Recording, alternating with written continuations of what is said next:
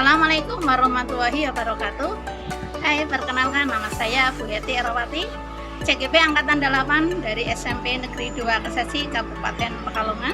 Kali ini akan memaparkan tentang aksi nyata modul 1.4 budaya positif di sekolah. Selamat menyaksikan. Alhamdulillahirrabbilalamin. Wassalatu wassalamu ala asrofil anbiya'i wal mursalin wa ala alihi wa sahbihi ajma'in, amma ba'du. Terima kasih kepada Bapak Ibu Guru yang telah berkenan hadir pada kegiatan pagi ini, yaitu kegiatan diskusi diseminasi budaya positif yang nanti akan disampaikan oleh Ibu Heti Erawati, SPD MPD. Adapun kegiatan pada pagi ini, susunan acaranya adalah yang pertama pembukaan, yang kedua sambutan, ketiga acara inti, dan yang keempat adalah penutup. Untuk acara yang pertama yaitu pembukaan, marilah kita buka kegiatan pagi ini dengan bacaan basmalah. Bismillahirrahmanirrahim. Kemudian untuk acara yang kedua adalah sambutan. Sambutan yang pertama akan disampaikan oleh Bapak Kepala Sekolah SMP Negeri 2 Kesesi kepada Bapak Bangkit Riawanto, SPD. Kami persilakan. Terima kasih, Maturnuwun. Selamat pagi. Assalamualaikum warahmatullahi wabarakatuh. Bapak-bapak, ibu-ibu yang bahagia, yang hebat. Semoga pagi hari ini panjenengan selalu dalam keadaan gembira. Semoga pagi hari ini panjenengan selalu dalam keadaan sehat walafiat. Semoga keluarga panjenengan yang ada di rumah mendapatkan rezeki yang banyak dari Allah. Amin ya rabbal alamin. Bapak Ibu, sekolah kita sudah merupakan sekolah yang tertib, alhamdulillah. Namun perlu kita ingat bahwa kita memiliki tantangan di masa depan. Tantangan tersebut berupa kita berhadapan-hadapan langsung dengan media yang menyuguhkan tentang kekerasan, yang platform-platform yang menyuguhkan tentang kekerasan, sehingga dan banyak informasi tentang kekerasan itu dilakukan oleh anak-anak usia SMP dan SMA.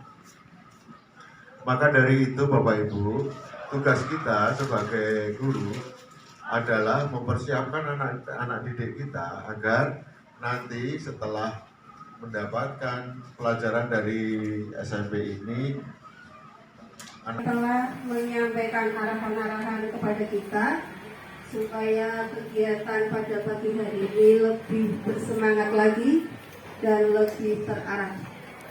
Untuk kegiatan yang ketiga, acara yang ketiga adalah acara inti, yaitu diskusi diseminasi budaya positif yang akan disampaikan oleh Ibu Heti Erawati, SPD MPD. Kepada Ibu Heti dipersilakan.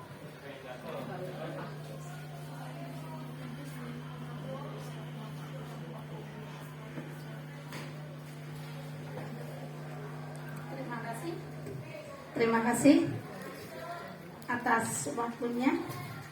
Assalamualaikum warahmatullahi wabarakatuh. Alhamdulillahilladzi arsala rasulahu bil huda wa dinil haq liyudhhirahu 'ala dini kulli wa kafa billahi syahida. Asyhadu an la ilaha illallah wa asyhadu anna Muhammadan abduhu wa rasuluh. Yang kami hormati Bapak Kepala SMP Negeri 2 Kesesi, Bapak Bangkit Riawanto, SPD.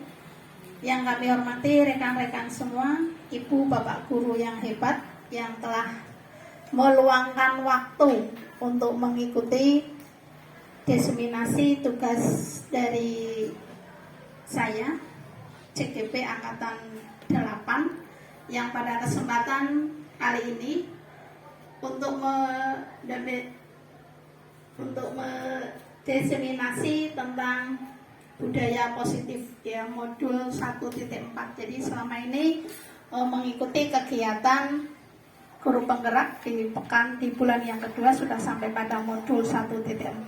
Diantaranya adalah wajib ya presentasikan ya diseminasi di depan rekan-rekan semua tentang budaya positif. Nah, di sini saya tidak akan menggurui ibu bapak guru semua, hanya sharing materi yang sudah saya serap selama mengikuti pembelajaran di CGP angkatan 8 ini. Mudah-mudahan nanti membawa manfaat bagi kita semua. Amin.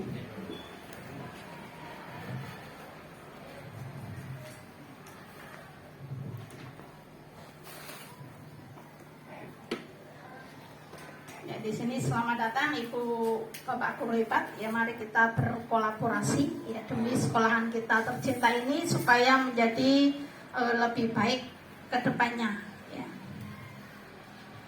Nah, modul tentang budaya positif ini terdiri dari materi perubahan paradigma belajar, kemudian ada disiplin positif, kemudian kebutuhan manusia. Kemudian yang keempat ada posisi kontrol dari restitusi.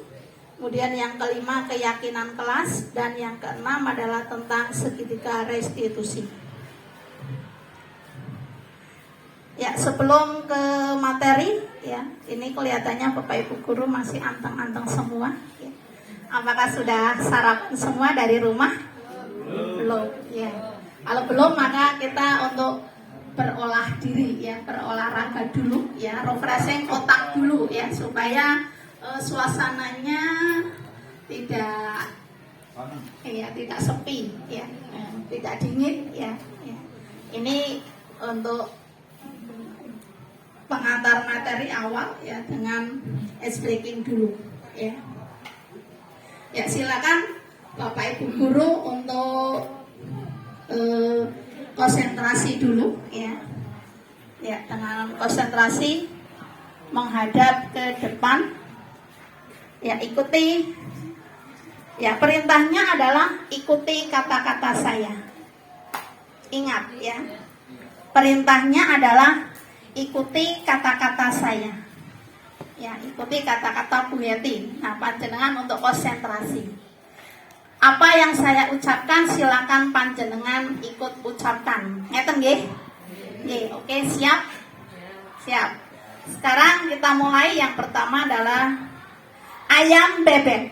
Ayam bebek. Bebek bebek itik ayam. Bebek bebek itik ayam. Ayam kuda bebek bebek. Ayam kuda bebek bebek. Ada berapa bebek? Ada berapa bebek? Iya. Oke ya, berarti Bapak Ibu guru ya sudah fokus ya mengikuti kegiatan ini dengan tidak ada yang menjawab, tidak ada yang berpikir ngitung ada berapa bebek sih ini ya kan ya. Jadi yang diucapkan itu sudah diikuti ya. Baik ya, kita lanjutkan ke materi berikutnya, yaitu tentang pembelajaran dengan paradigma baru. Ya, pembelajaran dengan paradigma baru dirancang berdasarkan prinsip pembelajaran yang terdiferensiasi sehingga setiap siswa belajar sesuai dengan kebutuhan dari tahapan perkembangan untuk mewujudkan profil pelajar Pancasila. Nah, panjenengan semua sudah tahu tentunya ya, sudah paham apa saja yang ada dalam profil pelajar Pancasila. Yaitu napa mawon Bapak Ibu? Yang pertama ya, profil pelajar Pancasila yang pertama adalah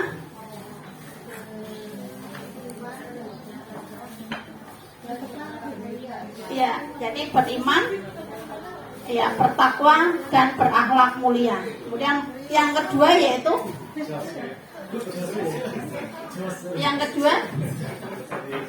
ya, bisa ya, berkebinekaan global ya. Kemudian yang ketiga ya, mandiri boleh ya. Kemudian ini ada bergotong royong. Kemudian yang kelima ya, kemudian yang keenam ya, kreatif. Nah, untuk pembelajaran sekarang ini, ya diharapkan murid kita adalah memiliki pegangan 6 ini, ya.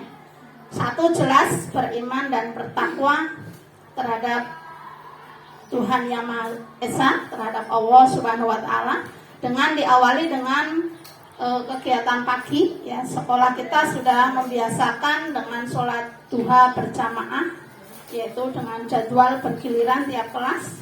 Kemudian siangnya dilanjut dengan sholat duhur berjamaah.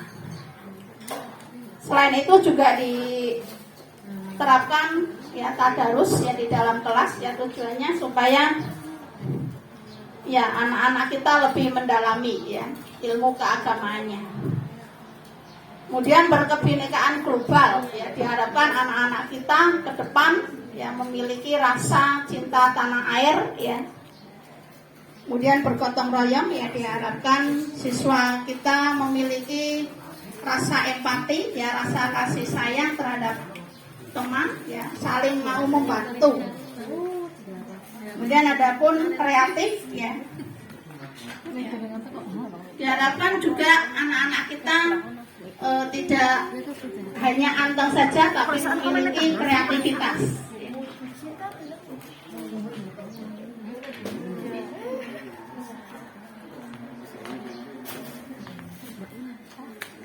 Kemudian yang kedua yaitu tentang disiplin positif.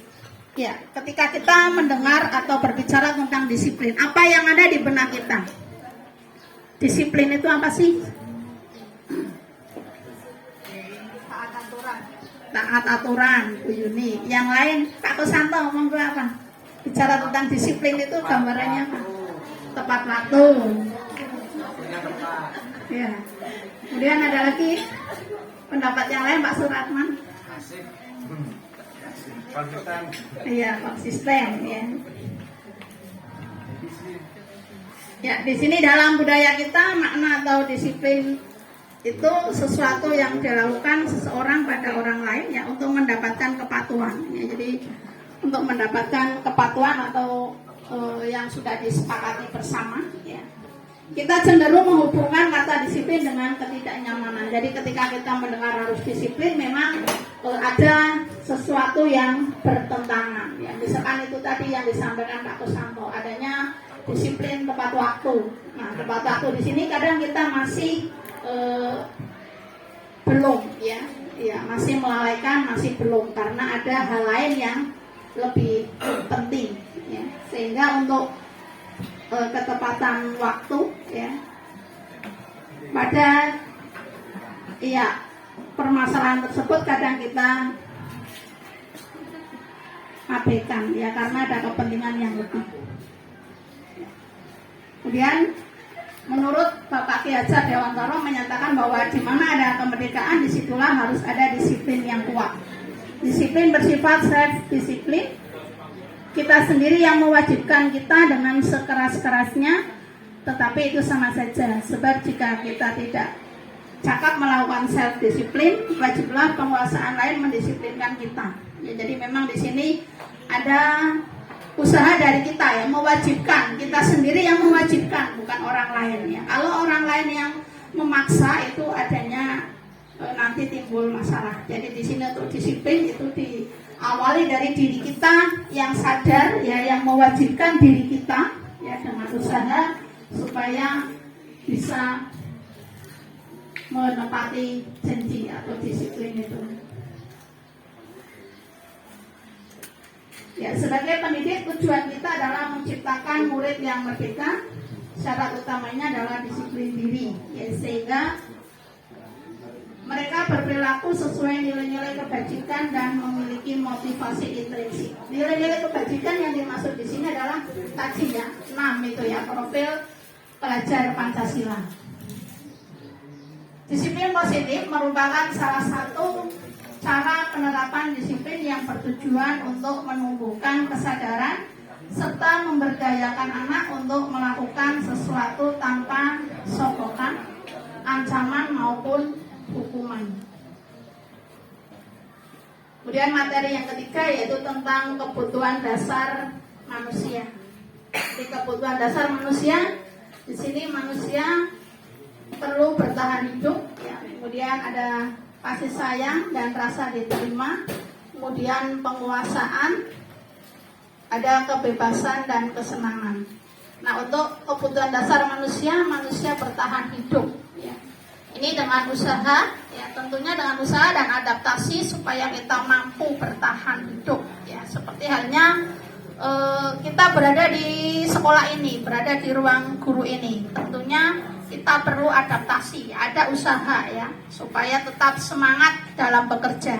Kalau kita tidak bisa menyesuaikan diri, tidak bisa beradaptasi, maka untuk bertahan di ruang guru ini terasa berat ya, karena tidak seret dengan hatinya ya, sehingga orang lainlah yang seolah-olah disalahkan ya. Aku tidak nyaman nang ruangan guru, asalnya guru kayak kui ya kan. Nah, jadi ini adalah bentuk ya dari bertahan hidup. Contoh ya, kalau kita diterapkan berada di dalam ruangan ini ya, kita supaya bertahan ya, betah berada di sekolah ini, betah berada di ruang guru ini ya, kita jalin hubungan yang baik dengan rekan sejawat ya, hubungan yang baik dengan teman-teman sekantor ya, sehingga kita bisa tetap bekerja dengan baik. Kemudian adanya kasih sayang dan rasa terima kasih ya, ini sering ya kita lakukan ya, adanya kita sesama rekan di sini tidak ada masalah ya, bahkan terjalin rasa kasih sayang dan rasa terima kasih terhadap rekan kita semua. Kemudian kebutuhan dasar manusia yang ketiga ada penguasaan ya, di sini kita perlu ya adanya penguasaan. Penguasaan di sini bukan berarti penguasaan kekuasaan ya, kekuasaan dari kekuasaan dari keadaan ya, yang kita harus menguasai, harus menomorsatukan diri kita sendiri, tidak. Kemudian perlu adanya kebebasan ya. Kebebasan di sini juga tentu masih dalam aturan-aturan ya. Kemudian kebutuhan dasar manusia yang kelima adalah kesenangan. Nah, ini penting ya bagi kita ya.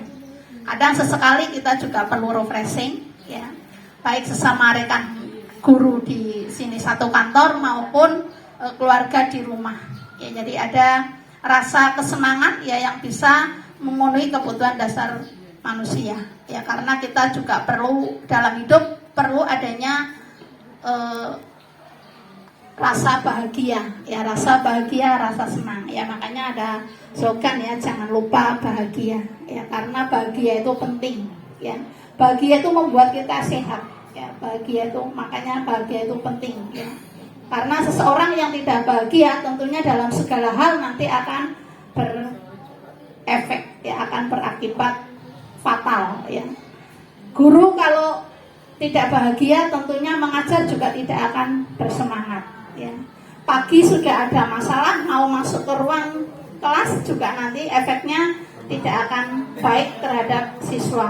Jadi di sini dari rumah kita sudah diharapkan memiliki rasa bahagia ya, bahagia bertemu dengan rekan sesama guru di sekolah, dengan kepala sekolah, dengan murid ya, dengan siswa.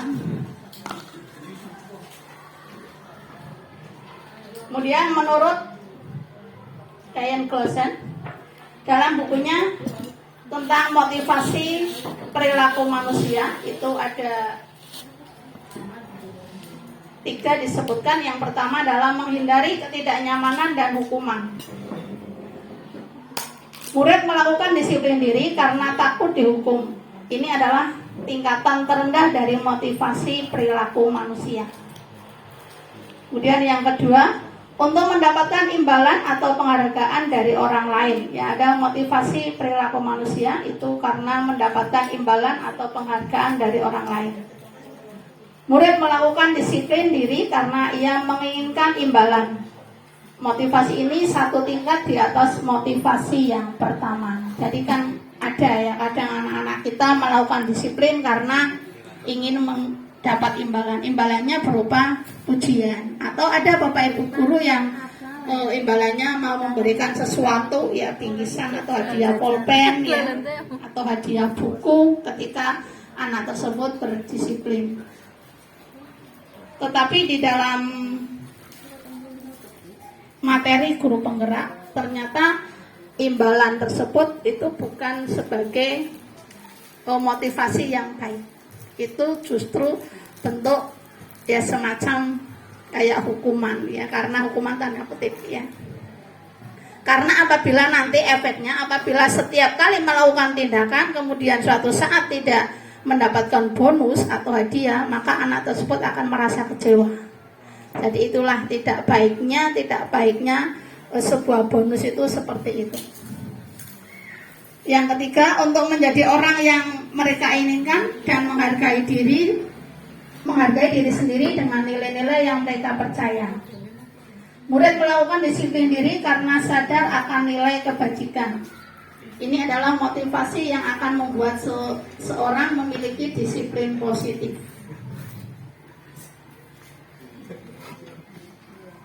Kemudian materi yang keempat tentang 5 posisi kontrol restitusi, yaitu ada yang disebut dengan penghukum, kemudian pembuat merasa bersalah, kemudian ada teman, ada pemantau, ada manajer. Ya, sebagai penghukum di sini maksudnya adalah ketika Bapak Ibu guru melihat ada siswa yang bermasalah, maka langsung diberi hukuman. Ya. Kemudian pembuat merasa bersalah maksudnya di sini adalah ketika anak bermasalah, kemudian kita tanya baik-baik, ya kita ajak omong, ajak obrol apa permasalahannya yang ada sehingga anak tersebut bercerita. Maka di sini ketika kita menyarankan hal yang baik, anak tersebut akan sadar, oh iya saya ternyata yang salah itu saya. Ya, ketika ada anak yang ribut di dalam kelas, mungkin ada urusan tipek biasanya ya anak ya. Nah, kemudian ribut. Nah, setelah didekati kemudian kita omongkan baik-baik apa permasalahannya sesungguhnya, awalnya dari mana ya, sehingga anak ini merasa oh ya saya yang bersalah. Kemudian posisi kontrol yang ketiga adalah kita sebagai teman ya. Ya, yang namanya sebagai teman itu biasanya kita sendiri saja memiliki teman ya. Teman yang biasa kita ajak obrol ya, kita ajak diskusi, kita ajak curhat ya. Di sini biasanya teman tersebut adalah saling mendukung ya. Kemudian posisi yang keempat yaitu sebagai pemantau ya. Pemantau di sini berkaitan dengan ini ya, pembuat merasa bersalah. Kemudian posisi yang kelima adalah posisi manajer ya, kita sebagai guru ya, terhadap murid kita sebagai manajer. Sebagai manajer itu kita tahu bagaimana cara menguasai anak, bagaimana cara mengendalikan anak, ya, dan bagaimana cara menyelesaikan masalah anak. Ya, jadi masalah anak bisa diselesaikan dengan baik oleh guru tersebut. Ya, di sini sebagai posisi manajer. Kemudian contoh penerapan 5 posisi kontrol. Yang pertama tadi misalkan di nomor 1 tentang penghukum ya, sebagai penghukum ya. Nah ini guru memvonis ketika ada anak yang terlambat, langsung diberi pertanyaan, kamu selalu saja datang terlambat ya. Atau yang kedua ketika ada kericuan ya kan, terjadi rame-rame, ada masalah. Nah di sini muncul ucapan ya, pasti kamu yang bikin ricuh ya. Kemudian contoh yang kedua, pembuat merasa bersalah ya, di sini dengan kalimat, kamu bagaimana ya, kan kamu sudah janji dengan ibu tidak akan datang terlambat lagi. Kemudian yang kedua misalkan dengan pertanyaan, kenapa senang mengecewakan ibu? Ibu kecewa sekali. Kemudian yang ketiga, posisi sebagai teman. Ya, sebagai teman yang baik ya. Ya sudah, kali ini tidak apa-apa. Silakan untuk duduk ya. Misalkan kalau dengan murid ya, posisi guru sebagai teman. Ya, posisi guru sebagai teman. Dengan memberikan adem-adem ya kan, pernyataan yang adem terhadap murid. Kemudian yang keempat tentang pemantau. Ya, pemantau di sini menyampaikan atau berkaitan dengan yang ditanyakan peraturannya apa. Kemudian apa yang telah kamu lakukan, kemudian sanksi atau konsekuensinya itu apa. Kemudian yang kelima, sebagai posisi sebagai manajer. Apakah kamu mengetahui kesalahanmu? Kemudian bagaimana kamu akan memperbaiki masalah ini?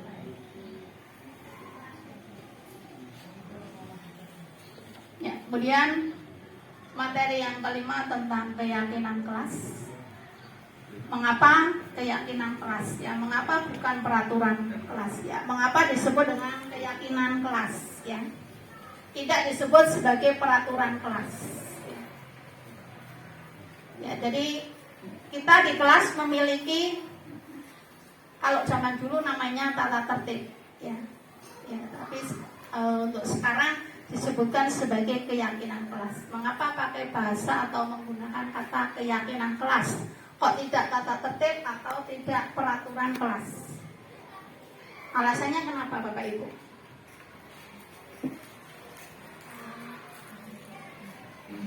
Ya, bedanya dengan kata tata tertib, ya kan, kemudian peraturan. Ya, kalau keyakinan kelas dengan peraturan kelas.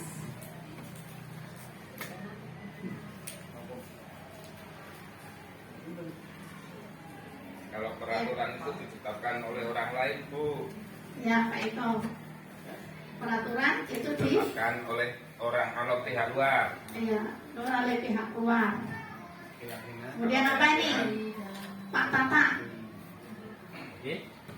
Ya, kaitannya dengan ini ada keyakinan kelas. Ya, sekarang di dalam kelas-kelas ya ada ya bentukan ya pasangan yang sudah diterapkan di dalam kelas di dinding-dinding itu dengan keyakinan kelas. Kenapa tidak namanya judulnya tidak peraturan kelas atau tata tertib kelas ya, tapi dengan nama keyakinan kelas. Ya, keyakinan kelas ini disepakati ya. Jadi bentuknya adalah kesepakatan seluruh warga kelas tersebut. Jadi dinamakan keyakinan kelas atau kesepakatan kelas ya. Karena terbentuknya adalah dari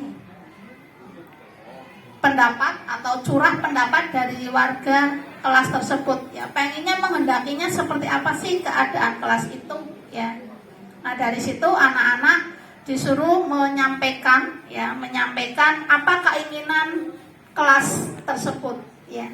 Nah, apabila sudah tercantum di situ kok kemudian dia melanggar, maka dia dianggap juga melanggar keyakinan kelas. Nah, nanti kita tinggal menyampaikan saja apakah ada ya kan sesuai enggak yang kegiatan atau barusan ya tingkah kalian yang sesuai dengan keyakinan kelas. Nanti dia sendiri akan menjawab ya, dia sendiri akan tahu karena bentuk dari keyakinan kelas itu dia sendiri ikut berperan dalam membuatnya ya. Nah, di sini tentang keyakinan kelas, mengapa keyakinan kelas ya, mengapa tidak peraturan kelas ya. Keyakinan kelas lebih bersifat abstrak ya daripada peraturan yang lebih rinci dan konkret ya. Kalau peraturan sudah nyata ya dibentuk ya. Kemudian yang kedua, keyakinan kelas hendaknya tidak terlalu banyak ya, sehingga mudah diingat dan dipahami oleh kelas tersebut atau oleh warga sekolah atau seluruh isi kelas ya. Kemudian yang ketiga, keyakinan kelas senantiasa dibuat dalam kalimat positif ya. Kalimat positif itu kalimat yang bagaimana? Oh ya, Bu Hidayah.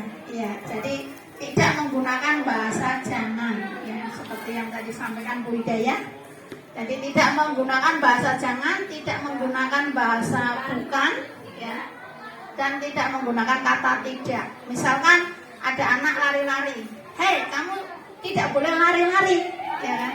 Nah, misalkan kalau ada anak lari-lari di dalam kelas ya, sementara di sini ada harus kalimatnya kalimat positif. Nah, kira-kira apa yang perlu diucapkan oleh kita sebagai guru di dalam kelas?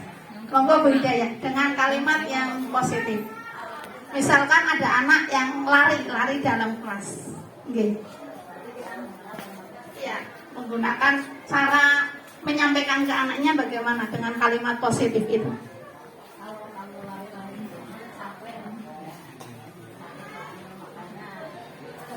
Iya, boleh biar teman yang lain mendengar.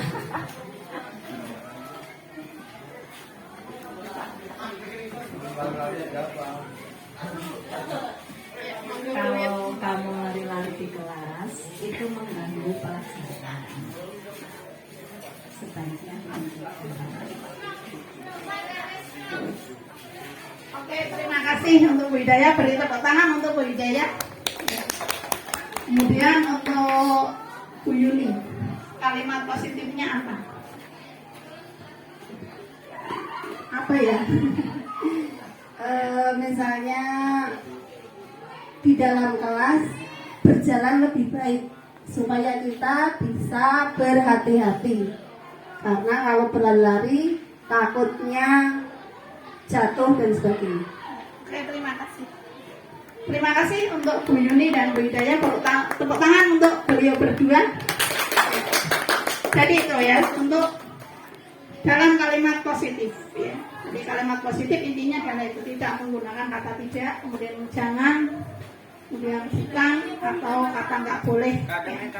Kemudian yang keempat, semua warga kelas hendaknya berkontribusi dalam pembuatan keyakinan kelas lewat curah pendapat ya. Curah pendapat itu tadi ya, anak-anak disuruh mengungkapkan kelas tersebut kesepakatannya apa sih ya, kelas itu pengennya bagaimana sih aturannya ya, kesepakatan kelasnya ya, supaya bentuk disiplinnya bagaimana sih di kelas tersebut ya. Kemudian bersedia meninjau kembali keyakinan kelas dari waktu ke waktu. Ini perlu diperhatikan, perlu ditinjau dari waktu ke waktu, apakah ada yang perlu diganti, perlu diubah atau diperbarui. Nah, ini tentang prosedur pembentukan keyakinan sekolah atau keyakinan kelas ya, atau ada juga yang menyebutnya dengan kesepakatan kelas, yaitu dengan mempersilahkan murid untuk bercurah pendapat ya. Murid diberi, biasanya kalau untuk langsung berpendapat mereka masih malu, maka dengan cara lain menuliskan ya, diberi kertas ya untuk menuliskan, kemudian tampilkan ke depan. Kemudian kedua, menyusun keyakinan kelas dengan kalimat positif ya, diambil yang kalimat positifnya. Kemudian tinjau kembali daftar curah pendapat ya, kalau ada yang sama maka ambil kesimpulan satu saja ya, sehingga ini tadi tidak terlalu banyak ya tentang keyakinan kelasnya. Setelah keyakinan kelas dibuat, maka seluruh warga meninjau ulang dan menyetujui. Kemudian keyakinan kelas dipasang di dinding supaya anak itu tahu, murid itu tahu apa sih yang harus saya laksanakan dan apa yang tidak saya laksanakan. Ya, ini contoh bentuk keyakinan kelas yang sudah saya praktekkan ya. Dulu di kelas 9 juga sudah di semester genap ya. Kemudian ini ya, jadi anak diberi kertas ini ya, tulisan untuk menuliskan keinginan kelas yang ada di dalam aturan yang ada di dalam kelas itu ya, kesepakatannya apa ya. Kemudian nanti disimpulkan, dan ini kesepakatan kelas ini sudah disepakati sehingga ini ya terpasang di sini ya, di kelas 7A sudah terpasang ya keyakinan kelasnya ya, kesepakatan kelas ya. Ya, kesepakatannya ada antara lain untuk disiplin waktu ya, disiplin waktu, kemudian saling menghormati teman ya, tidak boleh menyakiti ya. Kemudian apabila pinjam alat buku, peralatan ya, segera dikembalikan, untuk dikembalikan ya. Ini antara lain ya, yang sudah saya praktekkan. Kemudian yang keenam, tentang segitiga restitusi. Ya, restitusi merupakan proses menciptakan kondisi bagi murid untuk memperbaiki kesalahan mereka sehingga mereka bisa kembali pada kelompok mereka dengan karakter yang lebih kuat ya, dari Gosen 2004. Nah, di sini segitiga restitusi ada memiliki 3 sisi, yaitu menstabilkan identitas, validasi tindakan yang salah, dan menanyakan keyakinan. Apa sih dari ketiga ini? Baiklah Bapak Ibu untuk menyaksikan kelanjutan berikut. Ya.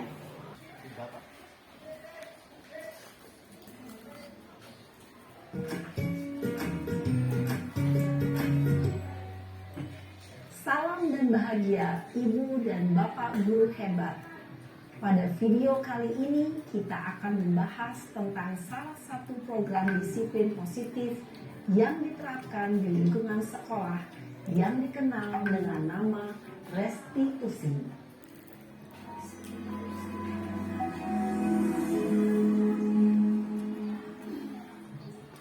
Restitusi dikembangkan oleh pakar pendidikan Diane Gosson berlandaskan pada teori kontrol Dr. William Gleason.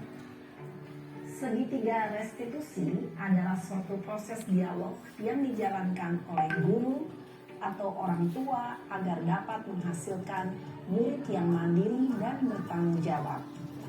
Pada saat guru di posisi manajer, aspek yang dikembangkan pada murid adalah motivasi intrinsik, sehingga penanaman nilai-nilai kebajikan dapat tumbuh dan berkembang menjadi suatu kebiasaan positif yang akhirnya membentuk karakter murid. Proses dialog ini terdiri dari 3 langkah yang digambarkan pada ketiga sisi pada segitiga restitusi. Sisi pertama adalah menstabilkan identitas. Sisi yang kedua adalah validasi tindakan yang salah. Dan sisi yang ketiga adalah menanyakan keyakinan. Ibu dan Bapak Guru, berikut ini akan ditunjukkan bagaimana seorang guru berada dalam posisi manajer menggunakan penerapan segitiga restitusi.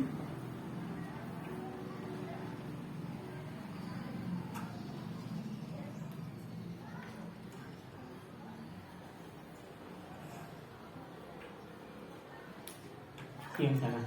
Siang Pak. Sudah lama nggak ketemu Sarah. Kenapa hari ini ada di sini? Kesel Pak, kesel banget. Masa aku dikatain tukang fitnah Pak? Ya aku marah lah.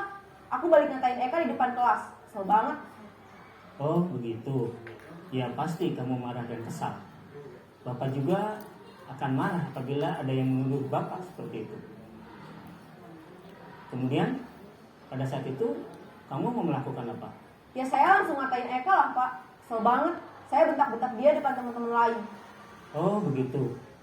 Pasti kamu melakukan seperti itu karena suatu alasan tertentu bukan? Iyalah, masa saya diam saja Pak? Ya saya bela diri lah. Masa saya dituduh tukang fitnah? Ya wajarlah.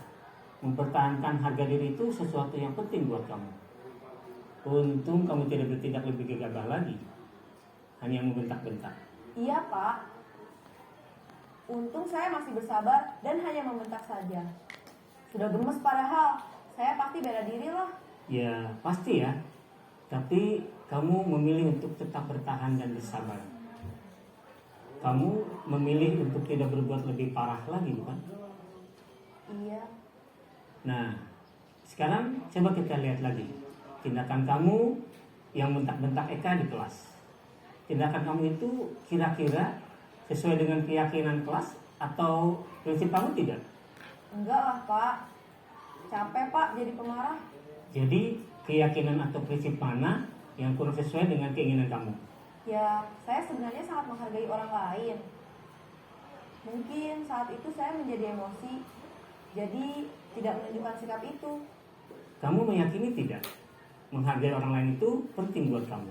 Yakinlah Pak. Iya, setuju. Kita harus saling menghargai. Namun, ada juga keyakinan yang kita sepakati yang perlu kita jalankan apabila kita sedang marah, bukan? Ya, saya bisa lebih proaktif. Mulai dengan diri sendiri. Saya bisa jadi lebih bersabar, mengambil waktu jeda untuk berpikir mau apa selanjutnya. Kira-kira kamu bersedia memperbaiki masalah ini tidak? Bersedia Pak. Kalau kamu memperbaiki masalah ini, kamu akan menjadi orang seperti apa?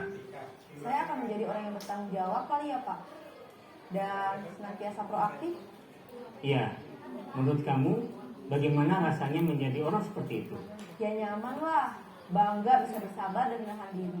Baiklah kalau begitu. Yuk kita pikirkan bagaimana memperbaiki masalah ini.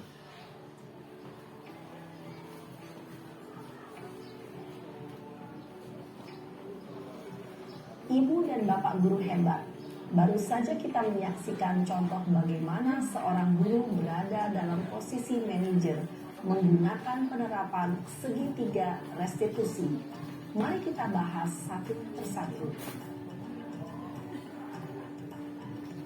Pada sisi pertama, menstabilkan identitas berdasarkan pada prinsip bahwa membuat kesalahan adalah bagian dari proses pembelajaran.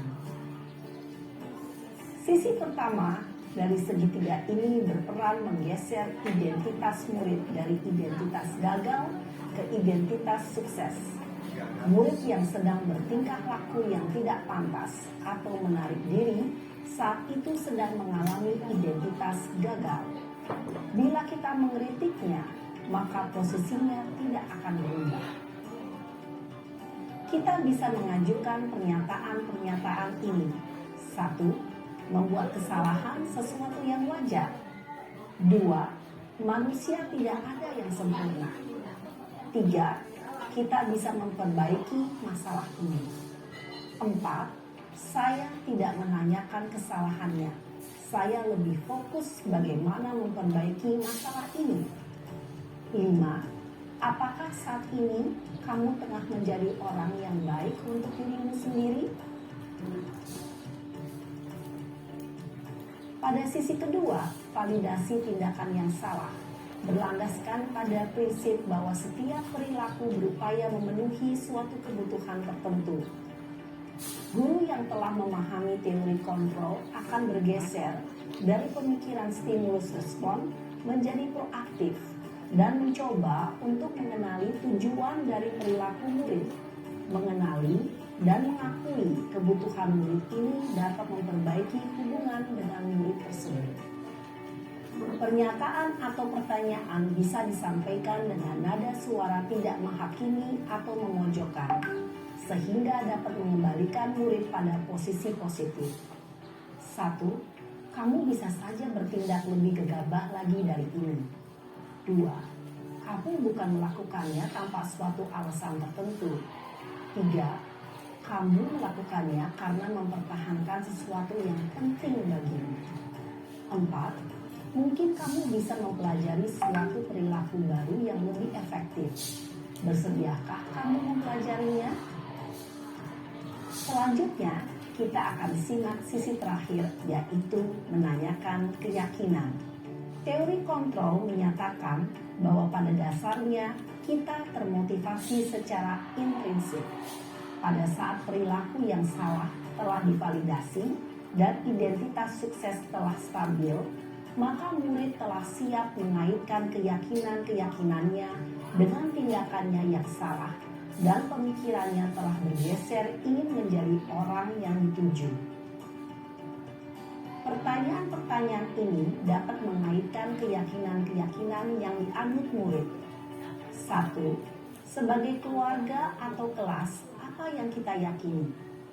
2. Nilai-nilai apa yang telah kita sepakati?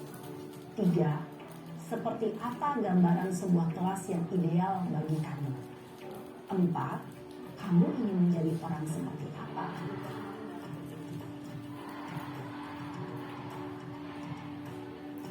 Dalam menerapkan segitiga restitusi, perlu diperhatikan beberapa hal, yaitu 1. Perilaku yang salah perlu dikaitkan dengan nilai-nilai atau keyakinan-keyakinan yang telah disepakati atau dituju. 2. Kesediaan orang yang melakukan kesalahan untuk memperbaiki masalah. 3. Pemecahan masalah sebisa mungkin relevan atau memiliki hubungan dengan masalah yang ada. 4. Usaha. Perlu adanya suatu usaha perbaikan dari pihak yang berbuat kesalahan. 5. Waktu. Perlu didedikasikan waktu dari pihak yang berbuat kesalahan. Tanyakan kapan akan mulai diberlakukan usaha untuk memperbaiki masalah. Dengan memahami struktur penerapan segitiga restitusi, Diharapkan guru dapat menerapkan posisinya sebagai manajer dengan mengajukan pertanyaan-pertanyaan bermakna yang dapat membuat murid menjadi lebih percaya diri, bertanggung jawab, dan mandiri. Nah, ibu bapak guru perlu tidaknya mengikuti ketiga tahapan dalam segitiga restitusi bergantung pada ringan beratnya suatu permasalahan. Misalnya, bila permasalahan tersebut ringan, maka tidak perlu dijalankan secara berurutan. Bahkan bisa semudah menanyakan apa keyakinan yang kita sepakati.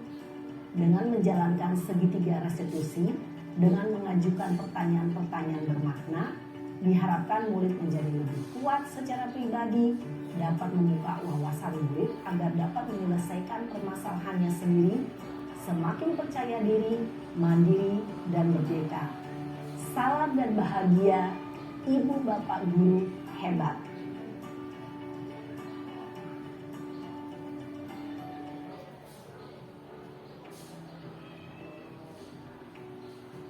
Ya, demikian penyampaian dari penjelasan dari pendekatan dari segitiga restitusi. Kemudian yang selanjutnya adalah pendekatan restitusi. Ciri-cirinya: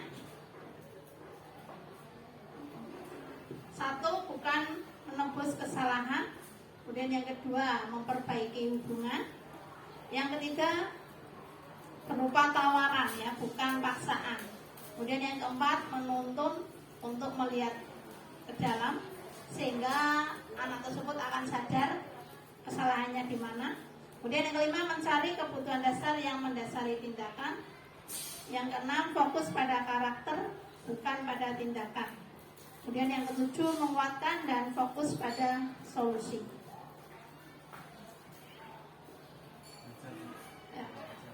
Ini contoh tindakan restitusi yang sudah saya lakukan di kelas 7.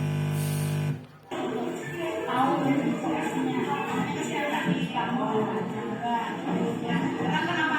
Maksudnya masih ada apa? Terus ini sudah minta surat dari BK, dari BK.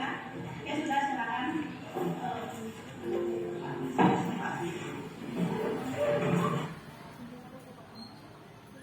Ya, setelah mempersilakan siswa masuk ke kelas dan duduk di kelas bersama kelompoknya, maka tindakan restitusi berikutnya yang saya lakukan adalah ini. Kita anak dipanggil, kemudian kita dipanggil ya, untuk tahu lebih jelasnya.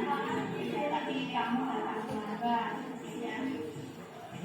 3 hari yang lalu kita sudah dilakukan. Alasannya memang berbeda. Terus untuk kali ini alasannya apa? Yang sama lebih sehingga setelah disiplin masih melakukannya. Kemudian tadi setelah berhubung terlambat sudah masuk ke kelas, kemudian mengikuti pembelajaran dengan ada SPT, kemudian ada diskusi kelompok bagaimana perasaan anak. Oke, kita pakai awal lagi ya. Ya, terima kasih. Ya, kemudian kasus yang kedua adalah siswi yang bernama Asri. Ketika pembelajaran tidak bersemangat, ya dia ngalamun terus duduk sendiri ya, sehingga ketika selesai ya pembelajaran, saya coba untuk menanyakan apa sih yang membuat dia tidak bersemangat ya. Karena keadaan suaminya dan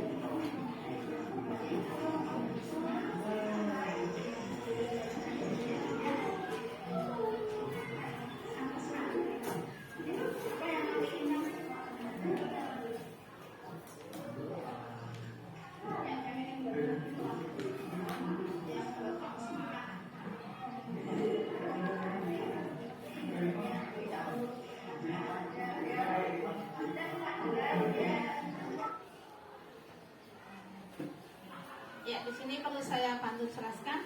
Untuk kasus Astri ini dia tidak bersemangat dalam mengikuti pembelajaran. Ternyata ketika saya tanya, teman sebangkunya tidak masuk kelas ya, karena masih menengok neneknya yang di Bandung, sehingga dia duduk sendiri, merasa tidak ada temennya ya, mau bergabung sama temennya bingung ya. Sehingga dia dalam mengikuti pembelajaran tidak bersemangat ya, sering ngelamun, kemudian tidak memperhatikan guru dan rekan-rekan dalam kelompoknya. Dia cenderung untuk menunduk terus selama kegiatan pembelajaran itu. Nah, itu sudah saya praktekkan untuk tindakan restitusi pada 2 kasus, yaitu kasus terlambat masuk kelas karena bangun kesiangan dan kasus tidak semangat dalam mengikuti pembelajaran. Kemudian yang berikutnya adalah konsep disiplin dengan identitas sukses ya. Ini ada konsekuensi dan restitusi ya. Untuk konsekuensi, penguatan jangka pendek. Yang kedua, perlu monitoring berkelanjutan. Yang ketiga, adanya stimulus respon. Kemudian yang keempat, murid mematuhi peraturan. Yang kelima, kehilangan waktu untuk merenungi kesalahan. Kemudian tentang restitusi, murid bertanggung jawab untuk perilakunya. Ya, tadi sudah berjanji ya, akan bangun lebih pagi. Yang satunya akan semangat mengikuti pembelajaran. Kemudian yang kedua, fokus pada pemecahan masalah jangka panjang. Yang ketiga, murid menghormati dirinya dan orang lain. Yang keempat, adanya teori kontrol. Dan yang kelima, murid bersemangat ya memperbaiki kesalahan. Nah, kemudian adanya permasalahan siswa, biasanya ada ya, dulu dikenal dengan adanya hukuman ya, adanya hukuman. Nah, sekarang perbedaan adanya hukuman dengan konsekuensi ya.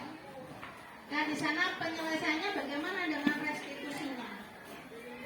Perbedaan ini, kalau hukuman itu guru menghukum, misalkan ya, guru menghukum berdiri di depan kelas yang menghukum siswa karena tidak mengerjakan PR, misalkan disuruh menulis sebanyak 50 kali. Ini adalah bentuk hukuman. Kemudian contoh untuk konsekuensi, ini guru memberikan konsekuensi ketika anak tersebut tidak mengerjakan tepat waktu, maka diberi kesempatan pada jam istirahat untuk menyelesaikan tugasnya. Kemudian menurut segitiga restitusi, penyelesaiannya adalah guru menanyakan keyakinan kelas ya, kesepakatannya kelas bagaimana kemarin yang sudah dibentuk itu untuk membantu menyelesaikan masalah ya. Kemudian kita sampai pada materi akhir ya, tentang kesimpulan dari kegiatan ini ya, bahwa kita sebagai guru ya harus memberikan contoh ya. Kemudian yang berkaitan dengan hukuman kita ganti dengan konsekuensi ya, berupa kegiatan yang positif. Kemudian yang kedua, kita harus mempunyai posisi kontrol sebagai manajer. Yang ketiga, menggunakan segitiga restitusi sangat efektif untuk menyelesaikan masalah. Jadi di sini masalah tersebut tidak harus selalu diselesaikan oleh BK. Ya, kita sendiri sebagai guru bisa menyelesaikan secara langsung. Dan yang keempat, adanya keyakinan kelas akan mewujudkan disiplin positif. Dan yang kelima, dengan demikian maka murid lebih nyaman dan bersemangat dalam belajar di kelas. Dan demikian, terima kasih atas perhatiannya dan partisipasinya dari Bapak Ibu guru semua. Mohon maaf apabila ada kekurangan. Nanti silakan apabila kalau ada pertanyaan, kami beri waktu untuk pertanyaan. Sekian dari saya. Assalamualaikum warahmatullahi wabarakatuh. Terima kasih. Terima kasih untuk materi yang telah disampaikan dari Bu Heti. Untuk sesi berikutnya adalah tanya jawab kepada Bapak Ibu. Diperkenankan untuk bertanya atau menyampaikan hal-hal yang perlu dipahami bersama kaitannya dengan budaya positif ini, karena ini juga walaupun bukan hal yang baru, tetapi budaya positif ini termasuk bagian dari kurikulum Merdeka yang sekarang sedang hal baru yang sedang kita jalani bersama. Barangkali ada pertanyaan, 2 pertanyaan kami persilahkan atau masukan. Monggo Pak Widodo. Terima kasih untuk materi budaya positif. Ini sangat baik sekali karena dibutuhkan untuk anak-anak. Kemudian yang kami tanyakan adalah contoh budaya positif kalau di perjalanan. Contoh budaya positif kalau di perjalanan. Ini karena anak-anak sering pulang dari SMP di perjalanan. Ini contohnya seperti apa? Itu yang pertama. Masih ada lagi Pak? Satu. Sudah, Ya. satu. Ini yang lainnya. Mau langsung dijawab atau satu lagi? Di atas pertanyaan dari Bapak Ibu guru semua. Oke, untuk menjawab pertanyaan yang pertama dari Pak Widodo ya. Tentu disiplin positif ketika di perjalanan itu bentuknya seperti apa ya, ketika anak-anak baik itu berangkat maupun pulang ya, terutama yang kita amati adalah ketika pulang ya Pak Wid ya, karena kita melihat di sini ya serentak ya, anak-anak pulang serentak ya. Nah, untuk bentuk disiplin positif di perjalanan ketika anak-anak pulang ya, tentunya anak tersebut harus diawali dari parkir sepeda ya. Anak tersebut keluar kelas ya, di dalam kelas tentunya sudah tertib karena anak tersebut sudah melakukan berdoa bersama, kemudian otomatis keluarnya akan satu-satu karena bersalaman ya, salim dengan ibu bapak guru yang ada di dalam kelas, sehingga dari dalam kelas mau keluar saja sudah tertib di situ ya. Nah, selanjutnya adalah kita melihat ke anak-anak tersebut ke tempat parkiran bagi mereka yang membawa sepeda. Nah, berawal dari situ ya, tentunya di tempat parkiran itulah anak-anak untuk tertibnya bagaimana. Nah, inilah tugas dari kita ya, tentunya ya diawali supaya kebiasaan berdisiplin ya, kebiasaan tanggung jawab dengan sepedanya masing-masing. Awalnya menaruhnya di mana, kemudian ketika mengambil mau pulang itu juga harus mereka sudah harus tertanam di dalam dirinya bahwa oh ya, saya harus sabar giliran dengan temennya mengambil sepeda ya. Setelah mengambil sepeda secara bergantian atau antri dari tempat parkiran, mengingat pintu keluarnya juga ya terbatas ya, tidak harus antri mestinya ya, karena dengan jumlah siswa yang ratusan. Nah, dari situ anak keluar mengambil sepeda, kita amati ya, apakah anak di sana kesabarannya dalam mengeluarkan sepeda, kemudian menuntunnya ya keluar ya, anak-anak masih tetap rapi atau bahkan gembrutuk balapan gitu ya. Nah, dari situ apabila kita membiasakan diri ketika tanamkan ke anak untuk berdisiplin mulai dari masuk ke lingkungan sekolah, dari pintu gerbang masuk sampai menata kembali di parkiran. Jadi ini harus kita awali ya, mendisiplinkan dari situ ya. Kemudian dari sana anak diberi tanggung jawab sepedanya taruh di mana, apakah sudah benar naruhnya atau dititipkan koncone sendek gitu ya. Nah, sehingga di situ kadang yang membuat ricuh ya, karena itu sepedanya mungkin ono sing ditumpang ke koncone ya kan. Nah, sehingga mereka ketika ngambil ya wis bar ono wong kae ben ngomonnya ya.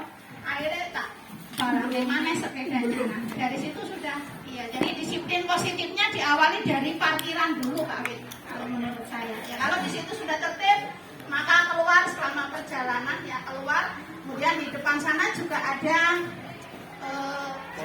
pos satpam, ada Pak Satpamnya yang mengatur ketika anak itu mau keluar menyeberang. Ya, saya kira itu sudah bentuk disiplin positif dari pihak sekolah. Ya, itu membantu mengatur anak keluar keluar dari pintu gerbang diatur oleh Pak Satpam yang bertugas di depan mengatur anak supaya bisa menyeberang dengan selamat. Ya.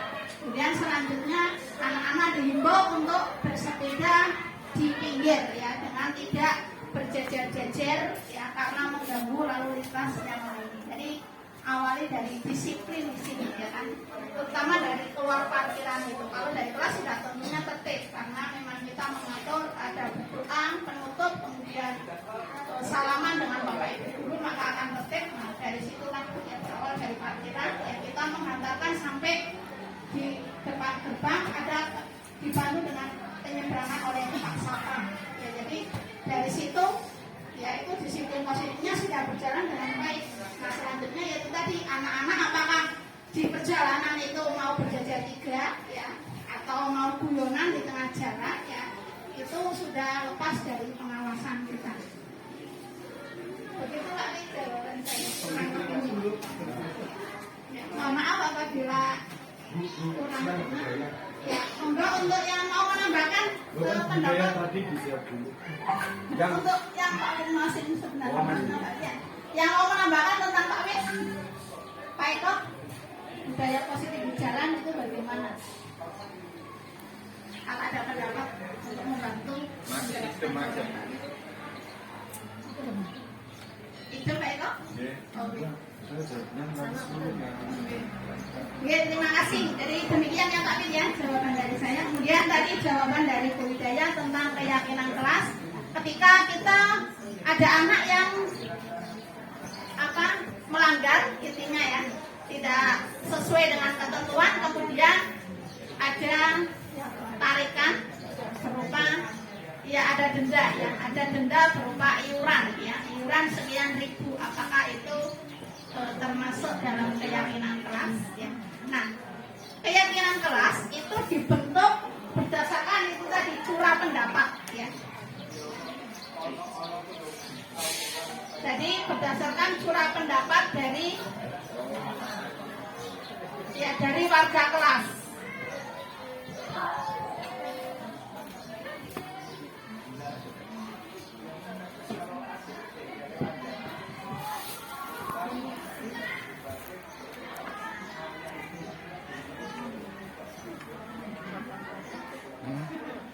Ya, jadi ini ya.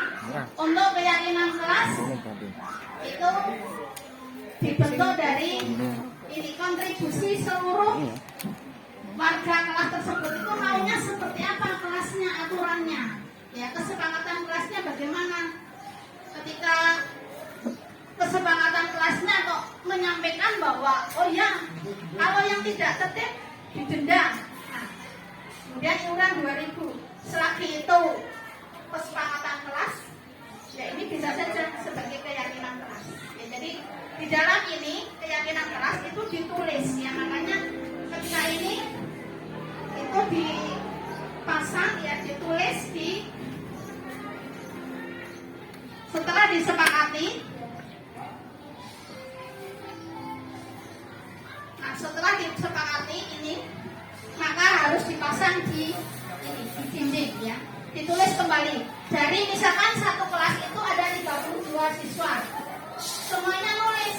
Nah biasanya dari siswa itu ada yang sama. Misalkan yang satu menulisnya harus berdisiplin berangkat pagi ya, yang satunya menjawabnya tepat waktu. Nah itu kan bisa dijadikan satu ya. Nah,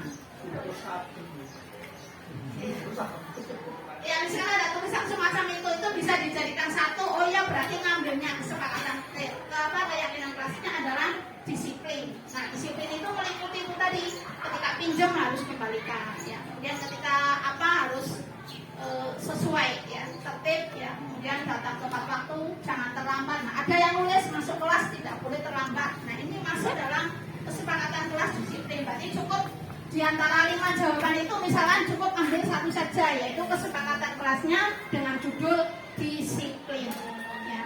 Nah kemudian seterusnya sampai pada misalkan itu tadi kesepakatan ketika ada anak-anak yang tidak sesuai peraturan, ada kesepakatan anak menjawab untuk didenda. Selagi itu kesepakatan, maka keyakinan kelas, maka itu boleh di situ, ya, boleh dituliskan. Dan nanti hasilnya adalah ini, pasang di dinding.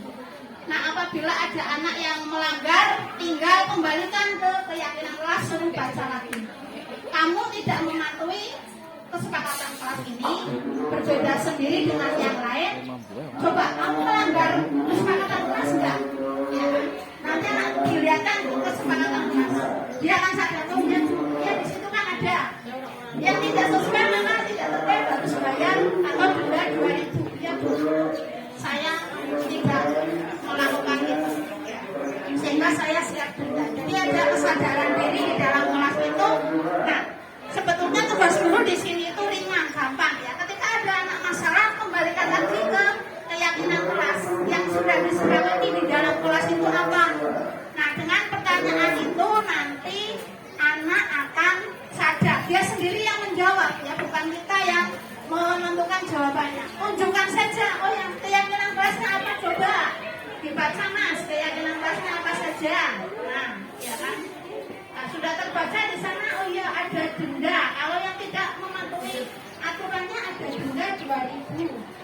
Ya kan? Berarti itu sudah keyakinan kelas. Ya, sebelum dipasang di dinding, ditegaskan sekali lagi oleh Bapak Ibu guru. Jadi Bapak Ibu guru menegaskan bahwa aturan kelasnya adalah seperti ini. Sepakat ya? Sepakat. Kalau sepakat sudah ya, pasangkan ke dinding ya. Jadi apapun tentang keyakinan kelas selagi itu kontribusi dari seluruh warga kelas maka boleh. Jadi begitu. Iya, jadi tidak harus apa ya, pokoknya kesepakatan kelasnya itu apa ya, di situ.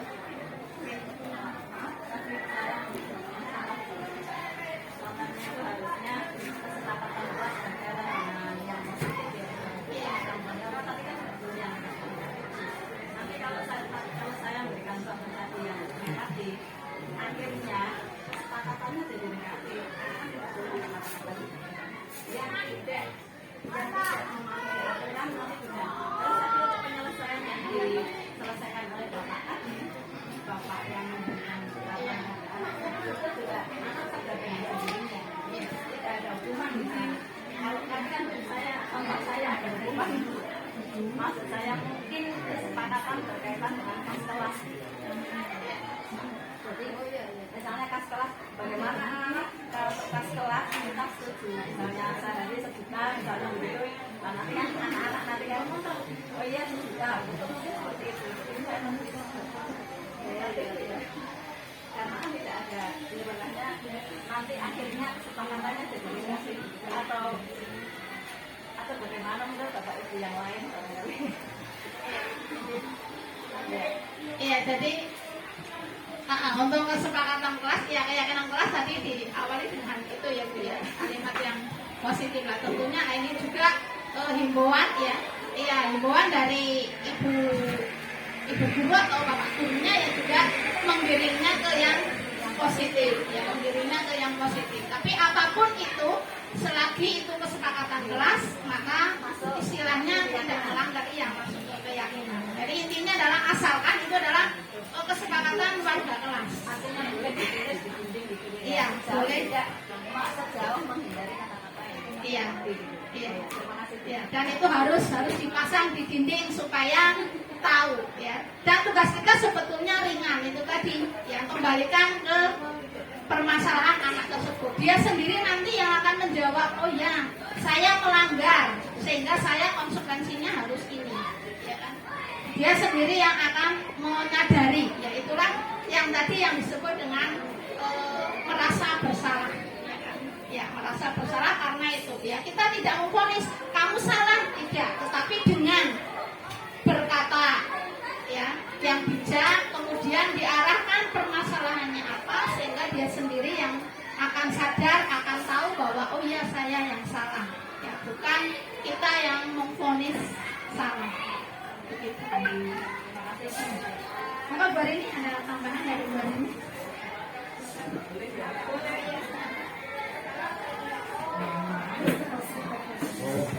Mohon maaf kalau saya sambil lalu ya, tapi karena mungkin ini perlu pemahaman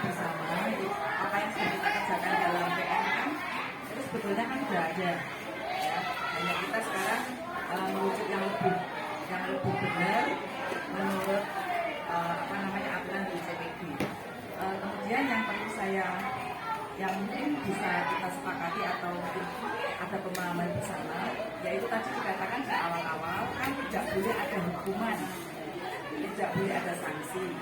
Kemudian kalau tadi dikatakan yang melanggar diberi membayar kas denda, nah itu merupakan sanksi atau tidak yang perlu kita kelak lagi. Kalau bukan merupakan sanksi, bukan membayar denda mestinya, menyumbang misalnya, karena tadi kan positif, semuanya positif, ya kan, tidak membayar denda 100 rupiah atau 1000 rupiah itu kan negatif, nah, berarti menurut saya dan itu merupakan hukuman. Tapi kalau menyumbang, anak yang melanggar menyumbang, tapi kalau yang saya pahami, menurut saya keyakinan kelas itu tidak berbicara masalah melanggar. Kalaupun ada pelanggaran, itu yang mengingatkan adalah peserta didik yang baik dan Bapak Ibu guru wali kelas.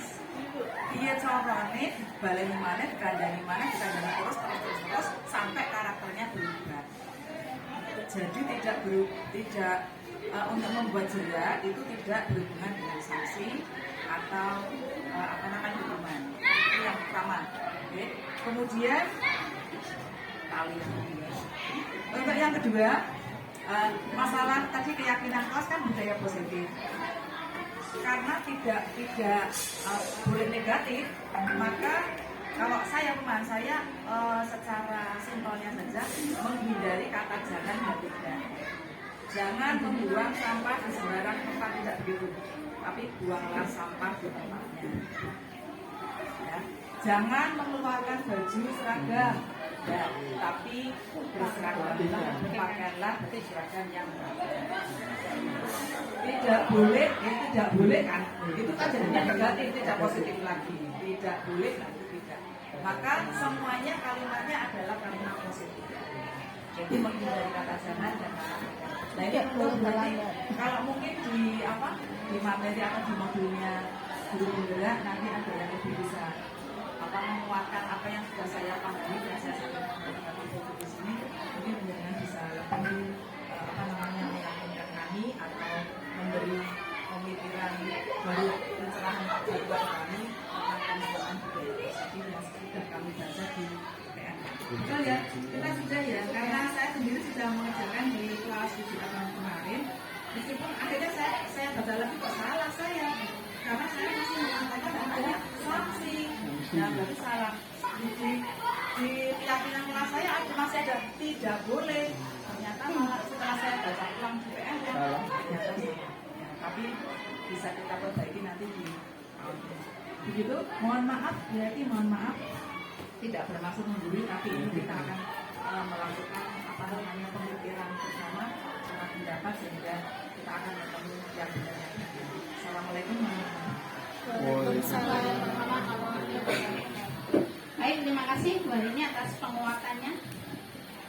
Ya, saya juga masih dalam tahap belajar. Yang tadi sudah disampaikan Bu Harini berarti ada pada ini ya, yang bawah ini ya. Bersedia meninjau kembali keyakinan kelas dari waktu ke waktu. Ya, jadi ketika sudah disebutkan, sudah ditulis, sudah dipasang, ya, maka suatu saat kita sebagai guru, sebagai wali kelas perlu meninjau ulang kesepakatan atau keyakinan kelas yang sudah dipasang. Apakah perlu perbaikan? Ini kalimat yang bawah ini ya. Apakah perlu perbaikan atau pembaruan ya, demi baiknya keadaan kelas tersebut ya. Demikian dari saya. Mohon maaf dan terima kasih banyak atas waktu luangnya yang sudah dicurahkan ya, kepada saya demi terlaksananya diseminasi tugas saya pada modul 1.6. Sekali lagi saya ucapkan terima kasih dan mohon maaf atas kekurangan saya. Saya nambah sedikit. Boleh ya? Ya, Terima kasih. Assalamualaikum warahmatullahi wabarakatuh. Waalaikumsalam warahmatullahi wabarakatuh. Bapak Ibu yang hormati, masih di keyakinan kelas ini mungkin kalau betul kata Bu Harini, ada kata-kata yang positif. Terima kasih Anda telah membuang sampah. Jadi kata terima kasih kan positif. Terima kasih Anda tidak merokok. Bukan kata positif. Kata-kata positif. Terima kasih. Positif. Terima kasih. Yang kedua, keyakinan kelas ini mungkin ada batasan-batasannya. Jadi mana yang nanti akan pada keyakinan kelas, dan nanti ada pada sanksi dan sebagainya. Ini sudah ada aturan yang di atasnya, yaitu tata tertib dan sebagainya. Program sekolah tata tertib itu ada sanksi dan sebagainya. Kalau keyakinan kelas ini ya kondisi kelasnya masing-masing. Mungkin kelas A dengan kelas B beda, kelas C mungkin akan berbeda lagi. Tinggal kondisi anaknya ini kan berbeda-beda. Kemudian yang perlu digarisbawahi dalam membuat keyakinan kelas ini, masing-masing kelas berbeda. Maka ketika ada anak yang cara berpikirnya ini selalu kurang baik, dia akan memunculkan satu keyakinan-keyakinan yang mungkin harus disepakati pada kelas itu. Harus begini, harus begini, harus begini. Nah ini kita harus yang mengendalikan adalah wali kelas. Biasanya ada anak-anak yang terlalu semangat membuat ini dan sebagainya, termasuk mungkin yang disampaikan budaya itu seperti itu. Jadi ini muncul dari anak semuanya yang kita. Kemudian pada keyakinan kelas ini nun sewu, nanti kalau tidak ada sanksi lah nanti anaknya bagaimana? Terima kasih tidak membuang sampah, tidak membuang sampah sembarangan. Anak membuang sampah sembarangan. Nah nanti anaknya yang temennya ini otomatis kebiasaan nanti akan, ayo yang ini. Nah diharapkan seperti itu. Bukan gurunya tapi mungkin temannya, membuang sampah ini. Konsekuensinya apa? Ini tidak usah, bukan hukuman. Membuang sampah nang kono ya diputer buahkan nang kono. Dan nanti mungkin tidak diulang lagi. Dulu pernah buang sampah 5.000 ya. Buang sampah 1 5.000 pernah ada itu. Tapi itu tidak lama. Sehingga ini gambarannya itu, sehingga mohon maaf untuk keyakinan kelas nanti akan berdiri sendiri, masing-masing kelas sendiri. Dan nanti untuk hukuman, sanksi dan sebagainya ini maksudnya ranah yang berbeda. Begitu Bu hari ini, ranahnya nanti ada tata tertib, ada peraturan sekolah dan sebagainya. Mohon maaf, saya nggak sampai itu karena itu, tapi yang pernah saya lihat kelihatannya seperti itu. Dan itu banyak teman-teman yang sudah melaksanakan, hanya tinggal penerapannya dipaskan, dibuat kalimat-kalimat yang positif. Kalau kurang jelas bahasanya, tanyanya Bu Hidayah. Ini bahasa Indonesia maksudnya. Terima kasih, Pak. Mohon maaf. Assalamualaikum warahmatullahi wabarakatuh. Terima kasih Ibu. Terima kasih. Berkaitan dengan keyakinan kelas ini, saya akan menekankan pada poin yang pertama. Poin yang pertama yaitu keyakinan kelas lebih bersifat abstrak daripada peraturan yang lebih rinci dan konkret. Menurut hemat saya, berdasarkan kalimat ini, kita perlu memilih kalimat-kalimat yang lebih abstrak. Beda misalnya kalau tadi misalnya contoh berpakaian tertib itu terlalu rinci menurut saya. Ya, buatlah kalimat-kalimat yang lebih abstrak. Misalnya iman dan takwa kepada Tuhan yang Maha Esa, cinta kasih sesama manusia dan seterusnya, itu lebih abstrak. Terima kasih. Ngaten Bu, matur nuwun. Oke, terima kasih semua pada Bapak Ibu yang sudah antusias ya dalam menyampaikan pertanyaan dan penguatannya. Ya. Silakan, ini kebetulan kita berada di tahun ajaran baru, tahun pelajaran baru. Ini kesempatan emas bagi kita Bapak Ibu guru wali kelas terutama untuk memimpin anak didiknya, untuk menghimbau di kelasnya. Silakan panjenengan terapkan budaya keyakinan kelas di kelas panjenengan ya. Nanti yang tadi sudah disampaikan oleh Pak Agus, di dalam kelas tentunya memiliki kesepakatan yang berbeda sesuai dengan karakter kelas tersebut ya itu maunya apa ya. Nah, panjenengan semua nanti sebagai wali kelas untuk membimbing ya terbentuknya keyakinan kelas sehingga anak tersebut sudah memiliki apa ya istilahnya ya pedoman apa yang harus dilakukan ya itu dengan keyakinan kelas ya. Jadi ini kesempatan mumpung ini masih awal lah, silakan bisa ya dibuat sebagai keyakinan kelas, atau apabila yang sudah ada di kelasnya maka perlu ditinjau ulang ya apakah masih berlaku untuk sekarang ini atau perlu ada pembaruan. Monggo silakan berlomba-lomba dalam kebaikan ya, fastabiqul khairat ya, berlomba-lomba dalam kebaikan memimpin anak didiknya di kelas ya untuk menciptakan budaya kelas, untuk menciptakan kesepakatan kelas yang bagus ya. Mari berlomba-lomba tiap ya kelasnya ya. Monggo Bapak Ibu nanti untuk membuat keyakinan kelas ini akan lebih seru ya, anak-anak akan berpendapat ya. Nah, panjenengan silakan memimpin dengan konsep itu tadi, ada kata kunci ya. Kuncinya adalah dengan perlu adanya tinjauan ulang dari apa kesepakatan kelas yang sudah dibuat. Kemudian ada lagi yang perlu disampaikan atau sudah cukup? Cukup ya Bapak Ibu. Oke, terima kasih atas partisipasinya Bapak Ibu semua meluangkan waktu untuk hadir di acara diseminasi materi budaya positif dari duta saya Guru Penggerak Angkatan 8. Mohon maaf apabila ada kekurangan, saya juga masih belajar ya, dan ada sedikit grogi-groginya. Itu jelas ya. Oke, terima kasih. Saya akhiri. Assalamualaikum warahmatullahi wabarakatuh.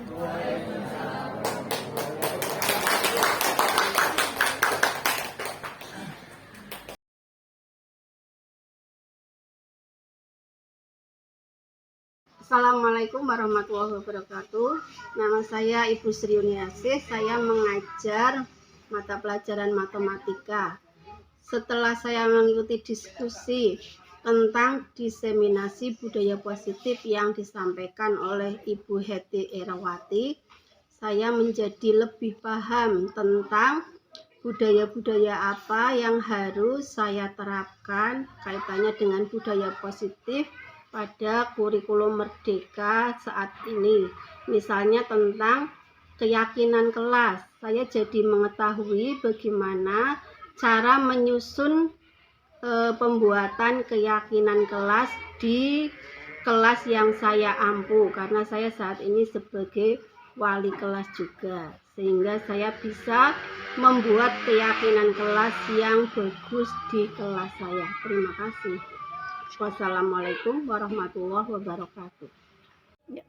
Assalamualaikum warahmatullahi wabarakatuh. Saya Nurhana, guru mapel IPS. Alhamdulillah setelah mengikuti diseminasi yang disampaikan oleh Ibu CGP kita, yaitu Bu Heti, alhamdulillah dengan adanya diseminasi tersebut saya menjadi lebih lebih jadi tertarik untuk mengajar dan jadi tahu bagaimana sih untuk membentuk keyakinan di dalam kelas seperti itu, dan bagaimana sih menyampaikan kepada anak atau murid terkait dengan budaya positif seperti itu. Terima kasih. Wassalamualaikum warahmatullahi wabarakatuh. Assalamualaikum warahmatullahi wabarakatuh. Nama saya Dani Nur Muktianto. Saya mengampu BK kelas 9. Setelah saya mengikuti diseminasi tentang budaya positif yang disampaikan Bu Heti, menjadi saya lebih berwawasan baru tentang menangani siswa yang lebih baik. Terima kasih. Wassalamualaikum warahmatullahi wabarakatuh. Assalamualaikum warahmatullahi wabarakatuh. Nama saya Puji Haryanti, mengampu pelajaran Bahasa Indonesia. Setelah mengikuti kegiatan dari presentasi diseminasi budaya positif yang disampaikan oleh Bu Heti Erawati, saya menjadi lebih semangat untuk mengajar di kelas 7 di kurikulum Merdeka. Akhirnya kelas 7 lebih semangat untuk membuat keyakinan kelas. Terima kasih. Assalamualaikum warahmatullahi wabarakatuh.